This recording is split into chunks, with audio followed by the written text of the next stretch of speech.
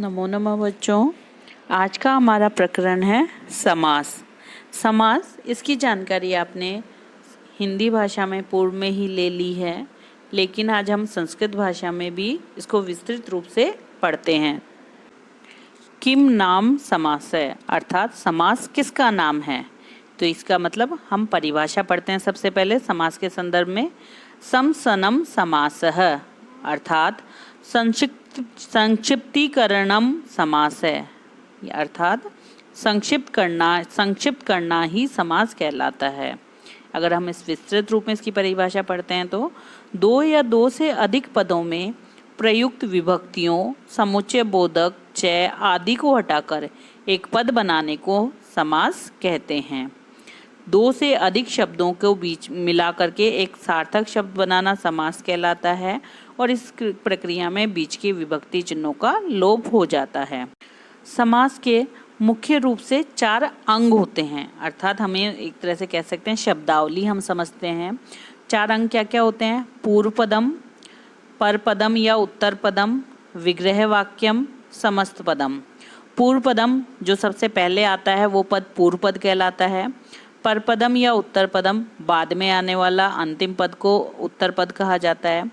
विग्रह वाक्यम अर्थात समस्त पद को तोड़ करके अलग अलग पद लिखना ही क्या कहलाएगा? विग्रह वाक्यम। और समस्त पद अनेक पदों को मिला करके एक पद में लिखना समस्त पद कहलाता है। समास के मुख्य रूप से 4 भेद होते हैं: अव्ययी भाव समास, तत्पुरुष समास, द्वंद्व समास और बहुव्रीहि समास। समास के मुख्य 4 भेद अव्ययी भाव, तत्पुरुष, द्वंद्व और बहुव्रीहि समास होते हैं। लेकिन तत्पुरुष समास के 2 उपभेद भी होते हैं: द्विगु समास और कर्मधारय समास। हिंदी में हम इन्हें 6 भेद में पढ़ लेते हैं, द्विगु और कर्मधारय को अलग भेद बताया जाता है, लेकिन ये मुख्य रूप से संस्कृत में तत्पुरुष समास के ही भेद कहलाते हैं। समास के 4 भेद देखें: अव्ययी भाव, तत्पुरुष, द्वंद्व और बहुव्रीहि, ये 4 भेद समास के होते हैं। आज हम तत्पुरुष समास के बारे में पढ़ेंगे। तत्पुरुष समास हमारे पाठ्यक्रम में है, जिसको विस्तृत रूप से पढ़ेंगे। तत्पुरुष समासः की परिभाषा: प्रायेण उत्तर पद प्रधानः तत्पुरुषः, अर्थात इस नियम के अनुसार तत्पुरुष समास में प्राय उत्तर पद प्रधान होता है, उत्तर पद की प्रधानता होती है। तत्पुरुष समास के मुख्य रूप से 2 भेद होते हैं। एक भेद होता है व्यधिकरण तत्पुरुष और दूसरा होता है समानाधिकरण तत्पुरुष। व्यधिकरण तत्पुरुष जिसमें कि पूर्व पद और उत्तर पद की विभक्तियां समान नहीं होती हैं, जिन्हें कि हम विभक्ति तत्पुरुष भी कहते हैं। दूसरे होता है समानाधिकरण तत्पुरुष, जिसमें कि पूर्व पद और उत्तर पद की विभक्तियां समान होती हैं और इनमें कर्मधारय और द्विगु हमारा समानाधिकरण के ही नाम है, भेद हैं। देखें, इस फ्लो चार्ट से समझते हैं हम इसे। तत्पुरुष समास के 2 भेद हैं, व्यधिकरण और समानाधिकरण। व्यधिकरण समास में विभक्ति तत्पुरुष आते हैं, जबकि समानाधिकरण में कर्मधारय और द्विगु समास आते हैं। इनका कारण आपको बता दिया गया है। यदि उत्तर पद और पूर्व पद की विभक्ति समान नहीं होती है तो वो व्यधिकरण होता है, जिसमें विभक्ति तत्पुरुष आता है, और जिसमें पूर्व पद और उत्तर पद की विभक्तियां समान होती हैं वो समानाधिकरण तत्पुरुष कहलाता है, और उसके भेद होते हैं कर्मधारय और द्विगु समास। हम पाठ्यक्रम के अनुसार व्यधिकरण तत्पुरुष समास पढ़ेंगे, अर्थात विभक्ति तत्पुरुष समास पढ़ेंगे। व्यधिकरण तत्पुरुष समास में पूर्व पद और उत्तर पद की विभक्ति समान नहीं होती। व्यधिकरण तत्पुरुष समास को विभक्ति तत्पुरुष भी कहा जाता है। इसके 6 भेद होते हैं, यथा द्वितीय तत्पुरुष, तृतीय तत्पुरुष, चतुर्थी तत्पुरुष, पंचमी तत्पुरुष, षष्ठी तत्पुरुष और सप्तमी तत्पुरुष। विभक्तियों के आधार पर इनके 6 भेद होते हैं। द्वितीय तत्पुरुष जिसमें समस्त पद बनाते समय द्वितीय विभक्ति का लोप होता है। तृतीय तत्पुरुष में तृतीय विभक्ति का लोप होता है। चतुर्थी तत्पुरुष में चतुर्थी विभक्ति का लोप होगा। इसी प्रकार से पंचमी, षष्ठी और सप्तमी में भी विभक्तियों का लोप होता है। विभक्ति तत्पुरुष के क्रम में हम सबसे पहले द्वितीय तत्पुरुष समास पढ़ते हैं।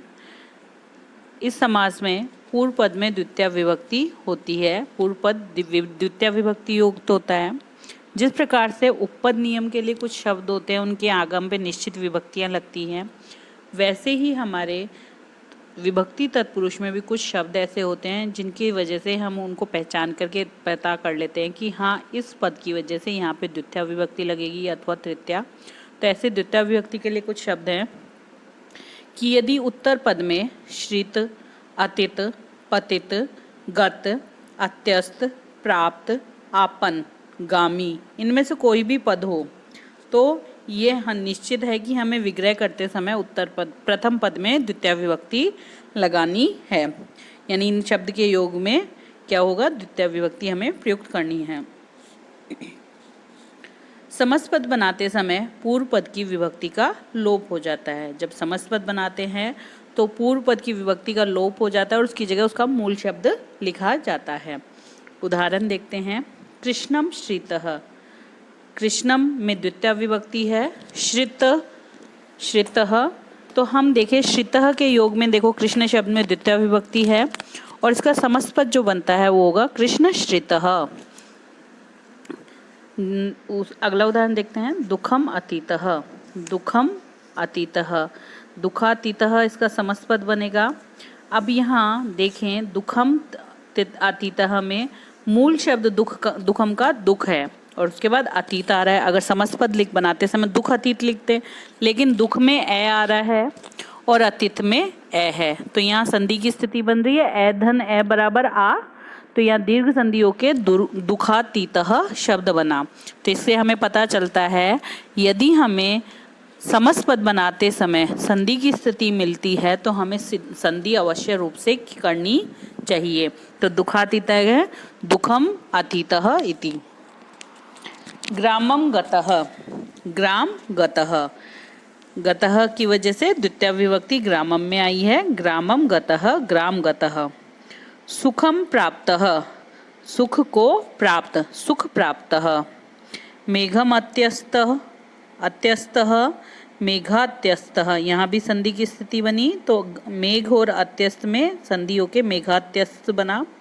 भयम आपन्न है, भय को प्राप्त, आपन्न प्राप्त होना, तो भय को प्राप्त भयापन्न है, यहाँ भी संधि की स्थिति बनी मूल शब्द भय और आपन्न में, तो यहाँ समस्त पद बना भयापन्न। अब हम तृतीय तत्पुरुष समास पढ़ते हैं। तृतीय तत्पुरुष नाम से ही पता चल रहा है जिसमें तृतीय विभक्ति का लोप हो तृतीय तत्पुरुष होता है।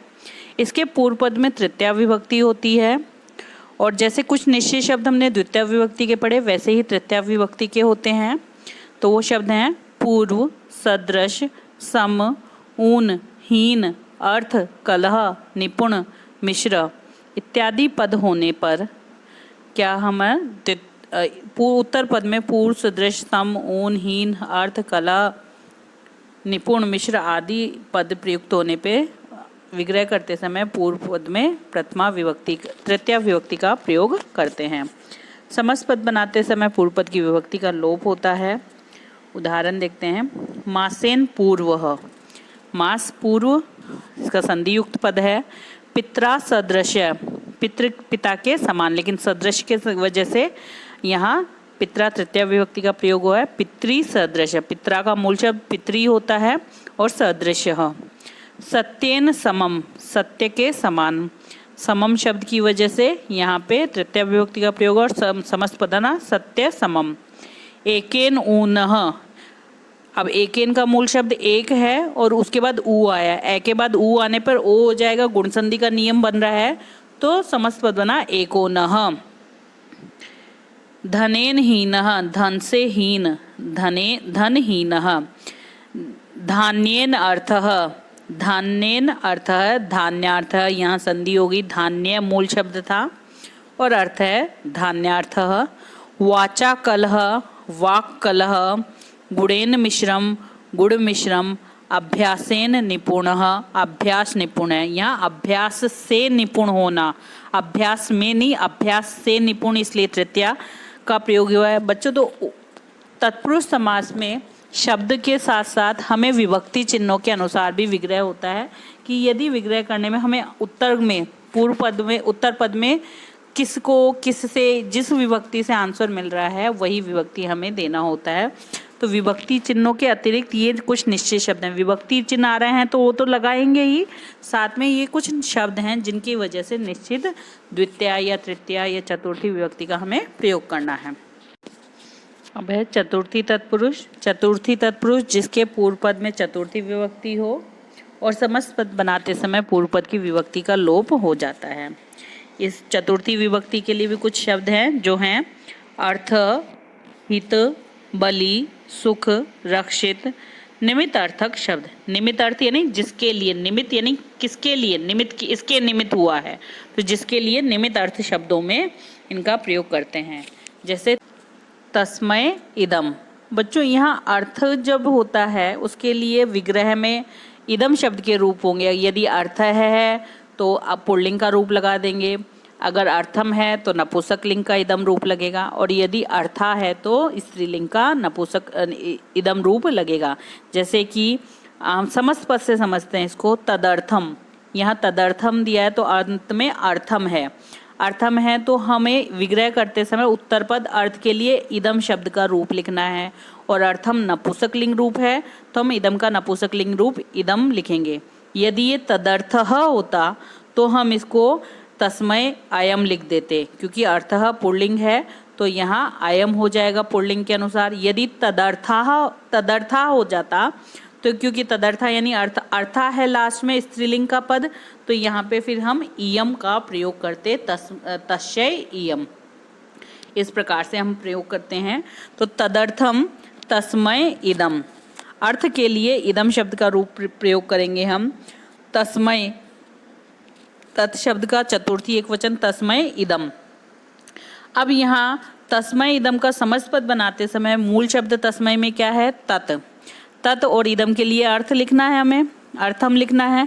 तो तत् तय के अधूरा तय है और उसके बाद ए आ रहा है, तो जशतु की स्थिति बनती है, तय को दय हो जाएगा। यदि प्रथम वर्ण के बाद कोई स्वर आता है तो प्रथम वर्ण तीसरे वर्ण में बदल जाता है, तय को दय में बदल देंगे तो तद बन जाएगा और अर्थम मिला के दय पूरा हो जाएगा, तदर्थम। इस प्रकार से ये समस्त पद बनेगा। गोभ्य हितम, गायों के हित में, गायों के लिए हित में, तो गोहितम। मूल शब्द गोभ्य का गो है तो गोहितम। भूतेभ्य बलि, भूत के लिए बलि, तो भूत बलि ही। प्रजाभ्य सुखम, प्रजा के लिए सुखम, प्रजा सुखम। युपाय दारु, युप दारुहु। कुंभाय मृतिका, मटके के लिए मिट्टी। देखो यहाँ नॉर्मल कारक चिन्ह है, कुंभाय मटके के लिए, मृतिका मिट्टी, तो कुंभ मृतिका। दानाय पात्रम, दान के लिए पात्र, दान पात्रम। तो इस प्रकार आज हमने द्वितीया से चतुर्थी तत्पुरुष समास का विस्तृत रूप से अध्ययन किया, और इनको याद करने के लिए हमें इन शब्दों का याद कर, जैसे हम उपपद नियम में याद करते हैं कि अमुक शब्द या धातु के साथ अमुक विभक्ति का प्रयोग करते हैं, वैसे ही हमें द्वितीया से चतुर्थी के जो भी शब्द दिए हैं उनको याद करना है। जैसे श्रित, अतीत, प्राप्त, आपन के योग में द्वितीया, सम, सदृश, ऊन, इनके योग में तृतीया। इसके बाद आपके बलि, हित, अर्थ, इनके योग में चतुर्थी। तो ये हमें याद करने हैं, और विग्रह करते समय हम पूर्व पद में विभक्ति का आगमन करेंगे, और जब समस्त पद बना रहे हैं तो पूर्व पद की विभक्ति का लोप करेंगे, और समस्त पद बनाते समय पूर्व पद की विभक्ति का लोप होने के बाद मूल शब्द लिखेंगे, और मूल शब्द और उत्तर पद में कोई संधि की स्थिति बनती है तो हमें संधि अवश्य करनी है। इन नियमों को याद करके इसका अधिक से अधिक अभ्यास करें। धन्यवाद।